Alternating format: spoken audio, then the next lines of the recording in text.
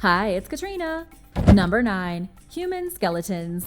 While digging a drain hole behind a house in Wiltshire, England earlier this year, building contractor Robbie Kearney hit something he shouldn't have. He struck some bones, so he ordered everything to a halt. He assumed that they were animal bones until he dug up a human skull, at which point the crew immediately stopped working and notified the homeowners, who called the police.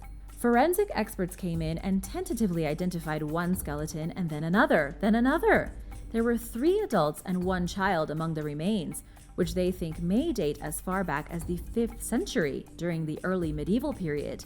At the last update, they were trying to figure out the individuals' ages and when they died, which they said could take a while. Found near a 12th century church, the skeletons may have been buried in a plague pit, according to local historian Joe Charlesworth, who told the local papers that there are rumors of multiple plague pits existing throughout the town. It's pretty bad luck to have one of them be right in your backyard, though. Nobody wants skeletons. Archaeologists told the public that they plan to continue keeping an eye on drainage work in the area in case there are more skeletons waiting to be found. Who knows what could be buried in your garden? Have you checked? Number 8. World War II bomb. It's not uncommon for explosives from past wars to be found buried in terrifyingly close proximity to places where people live, work, and socialize daily.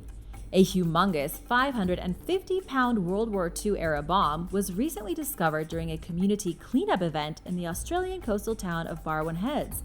Antiques dealer Ian Royce came and removed it from a resident's backyard, loaded it onto his truck, and drove it to his shop. He told local media outlet 9 News that the bomb was a sea mine, which would have been chained to the bottom of the ocean during the war. It was jam-packed with TNT and equipped with small, sensitive spines, which would detonate the weapon at even the slightest touch from a passing ship. Many of the bombs were decommissioned and repurposed as backyard incinerators after the war, which would explain how the recently discovered explosive ended up where it was found. Back then, there were no pickup services for organic waste or green rubbish, so people simply burned it in their backyards. The good news is that because the bomb was decommissioned, it didn't pose a threat to anyone's safety. Royce is selling the artifact for an asking price of 1,200 Australian dollars.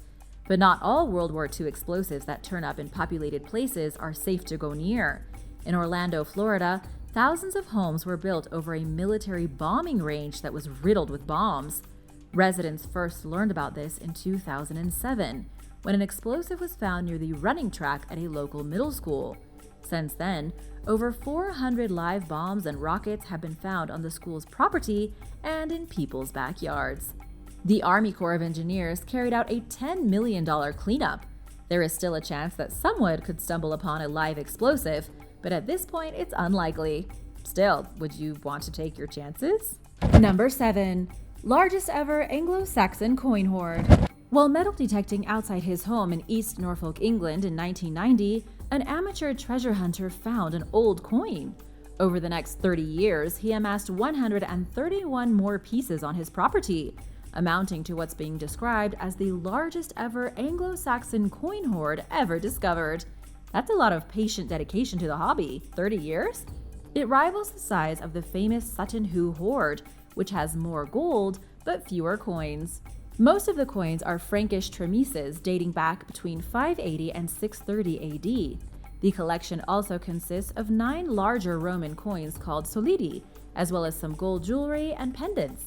Experts have already learned some things they didn't know before about early 7th century trade in the region. For example, the hoard shows that coins from outside the area were used before currency started being minted locally. A specialist is examining the artifacts to determine if they qualify as treasure under the Treasure Act. This designation would automatically hand ownership of the hoard over to the Crown to ensure that the items are kept off the black market and made available for the public to enjoy. Anything that's over 300 years old and made from more than 10% precious metals usually falls into this category. A bummer for the gentleman that has amassed the hoard, but it will mean many get to enjoy his collection. Number 6. A forgotten homeowner. This is a very strange true crime case. Earlier this year, someone tipped police off about some suspicious activity at 82-year-old Lucille Payne's home in Las Vegas. They noticed some suspiciously disturbed dirt in her yard, which was really not a good sign. Police found her dismembered and buried in a shallow grave. Officers soon learned that nobody had seen or heard from Miss Payne since 2018. She had no family, and nobody else had noticed that she was missing and looked for her. Her bills were set to auto-pay, so none of the companies she paid every month were after her for money, which may have alerted someone to her death sooner. Police found squatters in Lucille's home and initially suspected them of murder. They explained that they had found her mummified body inside the home earlier this year. Seeing the situation as an opportunity for financial gain, they cut up her remains and buried them in her backyard.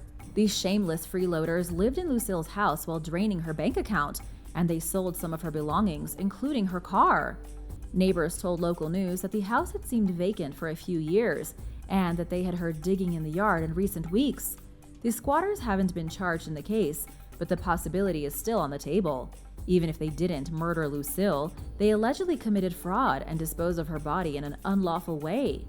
Detectives are still trying to find Miss Payne's next of kin while they decide what next steps to take as far as the home intruders go. In the meantime, her estate is selling her house. In the aftermath of the sad situation, Lieutenant Ray Spencer took the opportunity to remind people to check on their neighbors during an interview with local papers. He had a good point. While Lucille's community certainly isn't at fault for the disturbing events that took place at her home, the outcome may have been much different if someone had spoken up when they noticed that her house seemed vacant. Do you have a good relationship with your neighbors, or do you prefer really high fences? Let me know in the comments below. And now for number 5, but first it's shout out time. Wanted to give a big shout out to Daniel Ryu and Sarah Kay. I'm so happy to have such nice subscribers, and I hope you are all having a wonderful day wherever you are. If you are new here, be sure to subscribe to join the Origins Explained family because we have lots more videos about amazing and spooky discoveries coming up. Number 5. Buried headstones. Seattle is a somewhat young city, so its archaeological record isn't nearly as rich as it might be in a place like London or Paris. But it also has its fair share of fascinating finds. Every year, 2 or 3 headstones are found on homeowners' properties. Local resident Brian Vaughn first dug up a chunk of someone's grave marker around 20 years ago while working in his garden. It seemed like a fairly normal discovery at first, but Vaughn kept turning up more and more headstone fragments. He eventually learned that they had been used as fill, and he didn't feel right throwing them away, so he repurposed them as doorstops for his greenhouse and his shed. It turns out that the concrete chunks came from temporary grave markers, which were used until a permanent headstone was installed at someone's grave, according to state anthropologist Guy Tassa. He pointed out that it was actually a bit unusual that they were used for fill. Even more oddly, the names and details on the headstones don't match up with the state's vital statistics records. There may be spelling errors or inaccurate birth or death dates on the stones, which would explain why the information can't be matched with official documents. Vaughn recently found his first complete headstone while rototilling. It belonged to someone named Andrew Olson, and he's not quite sure what to do with it, so for now, it's sitting in his yard. Who knows what else Vaughn might found in his backyard? It seems like the discoveries are endless. What would you do if you turned up a gravestone in your backyard? Let me know in the comments below. Number 4. New snake species. At the height of the COVID panini, much of the world went into lockdown, so most people had a lot more time on their hands than usual and needed to find ways to entertain themselves. When a stay-at-home order came to India, a college student named Virendra Bhardwaj started paying more attention to his backyard in Chamba, a town that sits at the foot of the Himalayas. He snapped photos of the creatures he observed right outside his home, including snakes, lizards, frogs, and insects, and shared the images on social media with people who were probably just as bored as he was. A picture of a snake that Bhardwaj posted on Instagram in June of last year caught the attention of keen-eyed herpetologist Zishan A. Mirza, who found himself unable to identify the species. It was evident that the specimen belonged to the kukri group of snakes, named for their teeth that are shaped like Nepali daggers. But it didn't resemble the common kukri snake of the region. So Mirza did what any diligent scientist would do. He reached out to Bhardwaj and asked him if he could catch one of the strange-looking snakes for researchers. Bhardwaj captured 2 of the snakes for Mirza and his team at Veer Narmad South Gujarat University.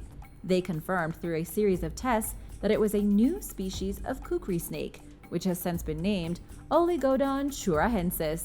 The western Himalayan region is underexplored, but experts do know that it's home to numerous unique species, which they've started to discover as they ramp up their efforts to uncover the area's biodiversity. Number 3. Exploding trailer. Police in Castleton, Vermont rushed to the Windy Hollow Mobile Home Park recently after receiving a call that a trailer had exploded with residents inside. They were relieved to find that the mobile home hadn't blown up, but they did find evidence of an explosion. There was a fire in the backyard with 13 propane tanks, 4 oxygen tanks, and 2 gas-powered chainsaws that had been thrown into it. Thankfully, nobody was injured in the blast, but a nurse hurt her ankle while running toward the scene to help. Numerous fire companies showed up at the property, but they were called off after police determined that the trailer itself wasn't on fire. Nearby, officers found 38-year-old Timothy Blanchard. He allegedly seemed drunk, which is perhaps the only possible reason someone might think that it's a good idea to throw highly explosive materials into a fire, because they're not in their right mind. Whoever committed the strange act put other people's lives in danger, namely those who live in the 7 mobile homes that were within 200 feet of the blast. Several residents reported feeling their home shake, and one mother was so terrified she grabbed her infant and took cover. Blanchard allegedly admitted to the act, but the case is still making its way through the court system. Only time will tell what consequences, if any, he'll serve for his senseless backyard fun. Number 2. Return of the barn owl. Until recently, the last confirmed sighting of a nesting barn owl family in the state of Wisconsin was 22 years ago. These birds are seen on every continent except Antarctica, and while they were once endangered, their worldwide numbers have revived. Yet they really don't seem to favor the badger state the way they used to. But why? Wisconsin's barn owl population decreased dramatically due to habitat loss, according to Ryan Brady, a conservationist with the state's Department of Natural Resources. He explained that the barn owl's preferred nesting sites, which include tree cavities and abandoned barns and buildings, became increasingly difficult to find in the state in recent years. This species also tends to favor warmer temperatures than you'll often find in America's dairyland, which is another reason they avoid Wisconsin. Between 1995 and 2000, only 3 barn owl nests were spotted throughout the state. I don't think they are the only ones that avoid Wisconsin for this reason. But it appears as though they're finally back. In early October, a family found a young barn owl that had fallen out of a dead tree in their backyard in La Crosse County. A closer look revealed that an entire family was living inside the tree. The rare bird was back. The family took the injured bird to get help while the rest of the owl family continued to nest, and they were eventually reunited with each other. It's hard to tell whether barn owls will return to Wisconsin in large numbers, but there's been an uptick in unconfirmed sightings in the southern part of the state, and it's a hopeful sign. If a breeding population is established, the species will be reconsidered for placement on the state's endangered and threatened species list. For now, the DNR is waiting to see what happens. Number 1. Lost Medieval Palace. At 81 years old, Robert Pohl decided to build a bungalow next to his home in the English town of Wiveliscombe, with plans to move into it and sell the house. He hired contractors and they got to work, only to soon be interrupted when they found the remains of wall foundations and floors buried in Mr. Pohl's backyard. What they turned out to be was surprising. Experts believe that the medieval ruins might be part of a lost 13th century building called Bishop's Palace. The palace is detailed in historical records, but until the recent discovery in Pohl's yard, experts had only managed to find a 14th century gate which stands nearby. Scholars have struggled to pinpoint the exact location of the site's various buildings. The complex was originally thought to be located east of Pohl's property, according to Somerset County archaeologist Bob Croft, who spoke with BBC News. This is the first time they've uncovered physical evidence of the palace, which was built as a hunting retreat for the Bishop of Bath and Wells sometime after 1256. By the 18th century, it had fallen into ruins. It continued to crumble, and soon enough, it wasn't even identifiable as a palace. Stones from the buildings were likely used in new construction projects, causing the site to fall further into obscurity. The team is currently working to preserve the structure. As exciting as the discovery is, Pohl seemed pretty exasperated by the whole ordeal, telling the press that the unforeseen circumstances were costing him more money than he expected to spend and delaying the construction of his bungalow. Thanks for watching! What was your favorite discovery? Let me know in the comments below and be sure to subscribe if you haven't already. See you next time. Bye!